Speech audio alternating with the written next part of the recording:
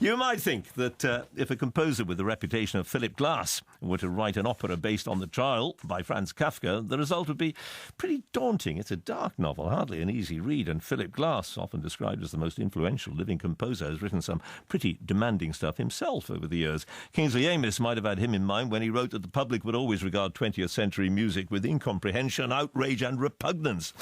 Well, Amis was wrong. Much of Philip Glass's work has become seriously popular. And he told me when I went to see him this week that he does not regard populist as a term of abuse. He also said one of the reasons he wanted to compose an opera based on The Trial is that he sees plenty of humour in it. The thing that makes Kafka work, it's told that he used to read his stories to his friends and they would laugh. Laugh at Kafka? Yes. They thought they were extremely funny. In fact, if you... Must have been the way he read them. Well, if you see this production, you'll see it's very entertaining. I think he laces his stories with a lot of humor.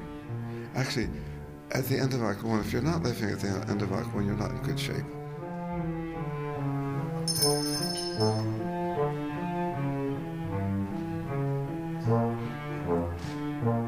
Where is my breakfast?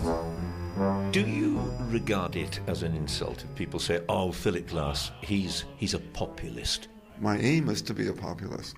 I looked around at my friends who were painters, my friends who were filmmakers, my friends who were writers for that matter, and they had large audiences, but not the composers. And they couldn't figure that out. And none of my friends, they didn't have our music in their collections. And I thought there was something absolutely wrong about that. When you say our music, what do you mean? The music of my generation. My generation were the ones that rebelled, so to speak. We rebelled at the restrictions that were put on us by academic music. 6, 7, 8, 1, 2, 3, 4, 1, 2. When I came back from living in Europe, I was 30 years old, and I began playing again and finding my audience. I didn't play in a concert hall for 5 years. My music was considered important enough to do that. By 76, 9 years, I had an opera, Einstein on the Beach, the Metropolitan Opera. That happened in an extremely short period of time, which tells me there was a vacuum existing in the music world that was ready to be filled. The sailboat, and it could get where it is. It could get the railroad for these workers, and it could be where it is. It could Frankie. It could be Frankie. It could be very fresh and clean. It could be a balloon. Oh, these are the days, my friends, and these are the days, my friends. It could get some wind for the sailboat. But your more recent music is music that a lot of people can understand. But if I play my early music, the audience is like that too. Well, that's because they now know you, maybe, because they know that you can write music that they... There's another part of it too. That style of music has seeped into commercial music. You hear it in films. You hear it when you're watching ads on the television. It's not scary or horrifying at all. But when you started in music, one had the impression that the objective was to make music as difficult as possible, to shake us in our seats. John. It's not true at all. When I came to London, I played at the arts colleges. I was watching the audience and grow by leaps and bounds almost every year. And I was able to give up my day job finally when I was 41, which I thought was a great... Driving a taxi, well, you mean? No, I had many different... That was one of the things I did. I moved furniture. I did a lot of things. But you're a plumber as well, I think. You did a really useful job. Well, perhaps, maybe so. I did all kinds of things. That's in my country, and I think here as well, I don't think there's a lot of government support for artists.